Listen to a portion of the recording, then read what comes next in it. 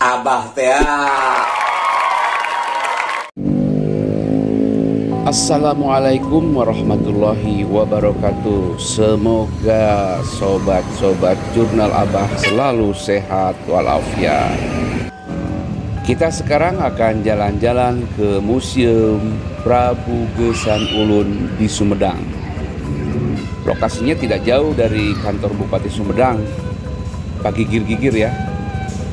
Lokasinya di Jalan Prabu Geusan Ulun, Sumedang.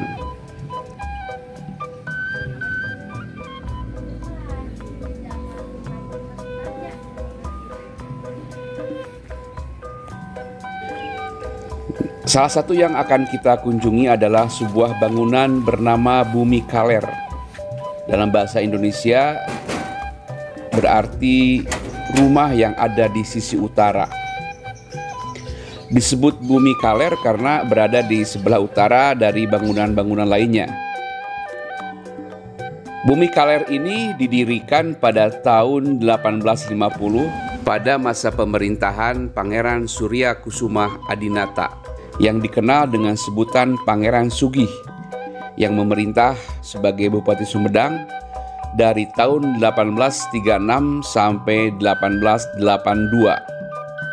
Dipergunakan sebagai kediaman keluarga Bupati Sumedang. Dulu dibangun tahun 1850 pada zaman Bupati Pangeran Sugih. Sebelum dijadikan museum, Bumi Kaler ini adalah tempat penampungan keluarga yang belum mempunyai rumah. Jadi di sini kan dulu Ibu. Masuk dulu nenek saya setelah pensiun dari Rumah Sakit Hasan Sadikin. Ditampung. Dulu. Iya. Dia tuh membangun di belakang ini. Masya Allah. Ya silakan. Ya. Ini batanya. Bumi Kaler. Bentuk bangunannya bergaya arsitektur khas Sunda, Julangapak. Mayoritas material bangunan terbuat dari kayu ya. Sugih itu berarti kaya. Pangeran Sugih memang kaya. Dia dikenal sebagai bupati terkaya dalam urutan para bupati Sumedang. Dan dia juga terkaya di Tatar Sunda waktu itu. Sumber kekayaannya berasal dari antara lain warisan para pendahulunya berupa aset kekayaan diawali dari sejak Pangeran Panembahan atau Bupati Sumedang ke-6 Rangga Gempol III yang semakin bertambah luas termasuk jumlah arealnya. Pada saat itu Sumedang mengalami zaman keemasan dengan tingginya produksi pertanian terutama padi, kopi, dan nilam. Salah satu bukti meningkatnya produksi kopi adalah pendirian gudang kopi di wilayah Kecamatan Sumedang Selatan. Sekarang berubah menjadi kantor Pegadaian. Dan di beberapa tempat di luar kota Sumedang juga ada bangunan gudang kopi. Termasuk juga rencana pembukaan jalur kereta api Bandung-Sumedang untuk mengangkut kopi. Namun entah kenapa kemudian rencana itu tidak kunjung terwujud. Selain sugih harta atau banyak harta, sang bupati ini juga sugih istri, artinya banyak istri. Menurut catatan Babon Silsilah Karaton Sumedang Larang, Pangeran Sugih memiliki 1 istri pertama, 3 permaisuri, dan 27 garwa selir. Berarti jumlahnya total ada 31 istri. Istri pertama Pangeran Sugih adalah Nyi Raden Bodedar.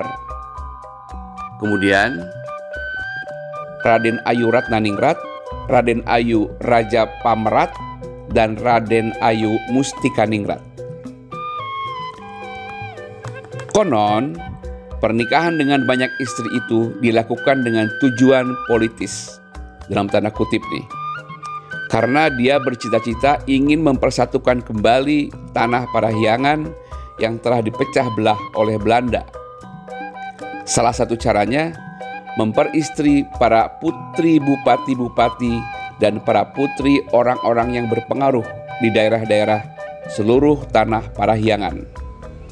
Dia juga menempatkan putra-putri cucu-cucunya sebagai pejabat atau istri pejabat yang tersebar di seluruh tanah Parahyangan.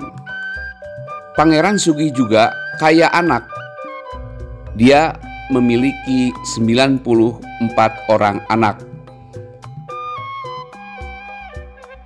Pangeran Arya Surya Kusuma Adinata wafat pada tanggal 22 September 1882, dimakamkan di Gunung Puyuh, Sumedang Selatan.